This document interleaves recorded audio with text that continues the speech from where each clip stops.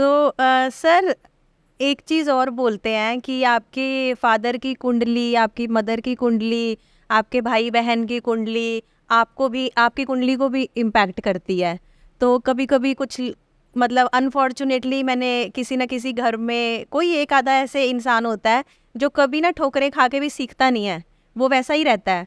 तो उसकी वजह से उसके शायद बच्चे या उसके शायद भाई बहन इम्पैक्ट होते हैं, पूरी लाइफ उनकी वजह से वो परेशान रहते हैं।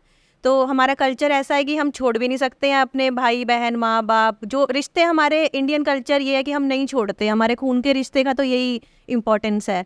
तो जो एक इंसान जो विक्टिम है, जो इम्पैक्ट हो रहा है, उसको अपने आप को कैसे प्रोटेक्ट करके रखना चाहिए और वो कैसे बढ़े लाइफ में आगे?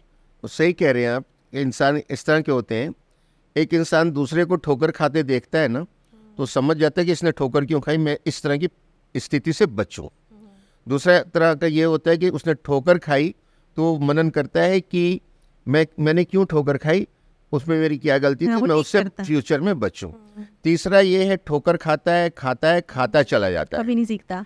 तो इसलिए मैं लोगों से कहता हूं कि if you have disciplined life, life will give you decency and dignity, and if you take it in a casual way, you are bound to take casualty, you are bound to face casualty. Choice is your. और इस तरह की जो आती हैं समस्याएं, तभी कहते थे पुराने टाइम में जॉइंट फैमिली में रहिए। आजकल बड़ा अजीब लगता है, दो लोग ही साथ नहीं रह पा रहे, आपने बताया डाइवोर्स हो रहे हैं, दो लोगों के बीच की बात है ना, फॉरगेट आप जॉइंट फैमिली। लेकिन जॉइंट फैमिली में जब रहते थे तो हमें एक दूसरे से बैलेंसिंग करनी, एडजस्टमेंट करना समझ में आता था। एक दूसरे के प्रति हमें जो है स्नेह भी होता था, कभी नाराज़गी होती थी समझाया जाता था बड़ों द्वारा, बड़ों की बात बच्चे मानते थे, छोटे मानते थे। आजकल मानते नहीं है, शर्म भी होती थी बड़े छोटे, शर्म, हाँ आजकल तो वो तो बिल्कुल ही खत्म हो गई है। तो वो जो चीजें थी, और तभी कहते थे भाई भाई का आपस में प्रेम है तो आपका मंगल अच्छा रहेगा।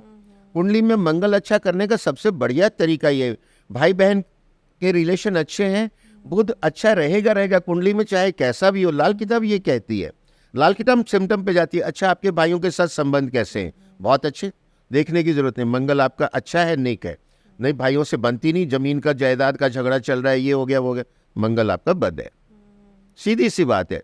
वो सिम्टम्स पे चलती है कई चीज़ों पे, तो हम उससे प्रभावित होते हैं, नो डाउट, क्योंकि हमारी कुंडली में 12 भावों में रिश्तेदारियां भरी हैं।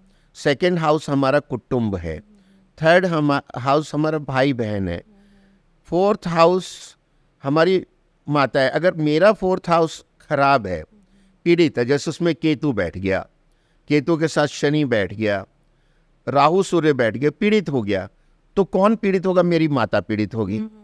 कई परिवारों में देखा होगा बच्चा जन्म लेता है, माँ बाप की तरक्की होनी शुरू हो जाती है एकदम से, हाँ जी, एकदम से तरक्की होगी, हर तरफ वो आगे बढ़ जाएंगे। कई परिवार में बच्चा होगा, अच्छा हंसी खुशी का परिवार था, पता लगा कुछ टाइम के अंदर सब कुछ खत्म होने लग गया है। ग्रहों का असर आता है, इंटरकनेक्टेड है।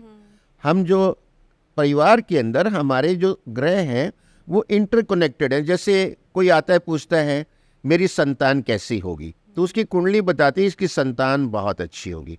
वो पूछता है मुझे संतान से सुख मिलेगा। कईयों का आता है संतान से तो बहुत मुसीबत मिलेगी, इस तरह की प्लेसमेंट है, ग्रह ऐसा पीड़ित है। जब ग्रह पीड़ित होता है, मान लो मैं पीड़ित हूँ, मैं आपकी क्या मदद कर सकता हूँ, मैं तो अपनी पीड़ा में ही दुखी हूँ। अगर जब मैं प्रसन्न हूँ, प्रफुल्लित हूँ, तो कोई आता तो मैं उसकी मदद कर सकता हूँ। तो जब ग्रह खुद पीड़ित हो रहा है कुंडली में, तो उससे संबंधित आपके जो रिश्तेदार हैं उससे आपको दुख ही मिलेगा, सुख नहीं मिलेगा।